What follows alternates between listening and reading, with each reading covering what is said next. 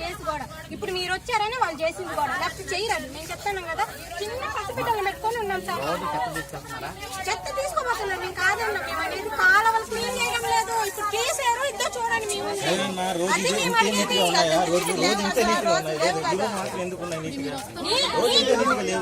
ఎప్పుడు పోస్తారా? 10 రోజులకు ఒకసారి వచ్చి పోస్తుంది, లేదంటే వారానికి ఒకసారి. వారానికి ఒక డ్రమ్ సరిపోతుందా? 10 రోజులకు ఒక డ్రమ్ సరిపోతుందా? పిల్లలు ఉండేది అయిపోయాం. మేమంటే ఎక్కడ సర్దుకుంటాము? పిల్లలు ఎక్కడ సర్దుకుంటారు? పిల్లలకి డైలీ పోయాలి, 2 times వాటర్ పోయాలి. ఉన్నారంటే మేము జాగ్రత్త ఉండాలి కదా. మీరేం చేస్తున్నారని మేము అడిగేది కూడా. మీరు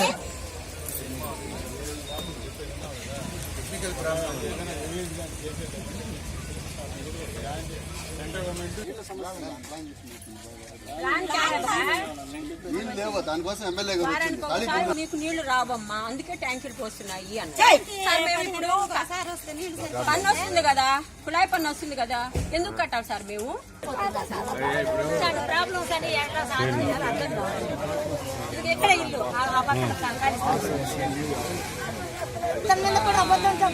వచ్చే తప్పు దగ్గరుండే పట్టిస్తున్నాను.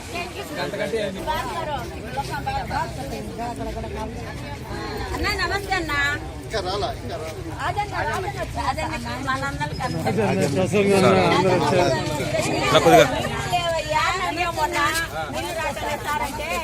సార్ ఉంది అన్నారు, మీకు మాట్లాడే అర్హతే లేదన్నారు.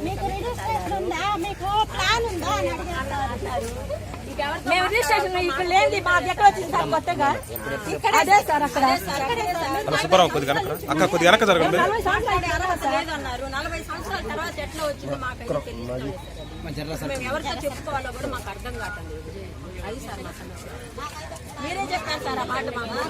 చెప్పాలో వీళ్ళు మాత్రం 10 రోజులు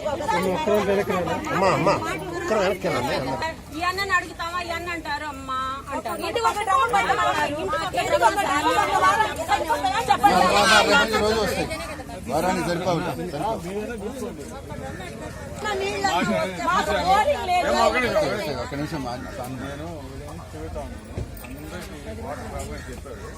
అందుకే ఇప్పుడంతా మీకు 8 ట్యాంకులు వస్తాయి మొత్తం మీద. మొత్తం అంతా నీకు ఒకదానికి కాదు, మొత్తానికి 8 ట్యాంకులు వస్తాయి. 30 ట్యాంకులు రోజు వస్తాయి. 30 ట్యాంకులు వస్తాయి. నేను పైప్ కదా ఇప్పుడు ట్యాంకులు వస్తే 30 ట్యాంకులు వస్తాయి మీకు. ఈ కనెక్షన్స్ నేను ఇప్పించేస్తాను ఇమ్మీడియట్ గా. అట్లాగే బోర్స్ కొన్ని పాడైపోయినాయి. మొత్తం 20 బోర్లు ఎంత అంటే 16 బోర్లు పాడైపోయినాయి. అవన్నీ కూడా రిపేర్ చేస్తాను. తర్వాత ఈ వార్డు స్పెషల్ మొత్తం క్లీనింగ్ అంతా ఎవరు చెత్త తీసింది